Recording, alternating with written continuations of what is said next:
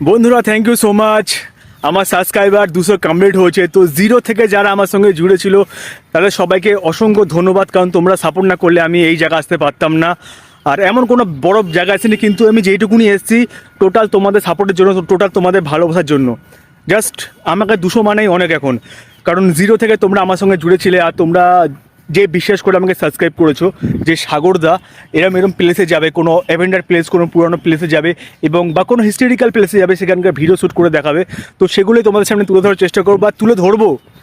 আর এখন আমি যেখানে দাঁড়িয়েছি এখান থেকে মাত্র 50 কিলোমিটার দূরে। কিছুটা জার্নি করার পর আমি পৌঁছাবো না এমন এক প্লেস যেখানে ব্রিটিশ আমল থেকে পুরানো কিছু কোয়ার্টার এখন অবধি পড়ে আছে।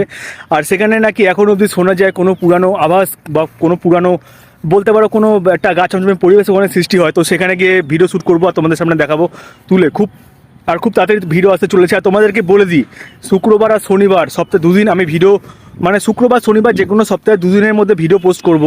আর সেটা হচ্ছে সন্ধ্যে 6টা থেকে 8টার মধ্যে, ঠিক আছে? তো এখন আমি এখান থেকে বেরিয়ে যাব। আর তোমাদেরকে আবারও বলছি অনেক অনেক অনেক ধন্যবাদ।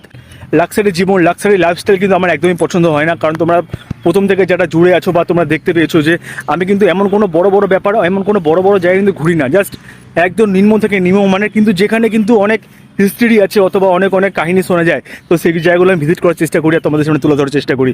তো আমি এই লাইফস্টাইলটাকেই পছন্দ করি। আর তোমরা যেহেতু আমাকে এই লাইফস্টাইলে দেখতে চাও আর এরকম এরকম ভিডিও তোমরা ভালোবাসো আর এরকম স্টোরি তোমরা দেখতে ভালোবাসো, তার জন্য তোমাদের জন্য আমি খুব তাড়াতাড়ি নিয়ে আসবো আবারও এক ব্রিটিশ আমলের পুরানো কোনো ভুতুরে কোয়ার্টার। খুব তাড়াতাড়ি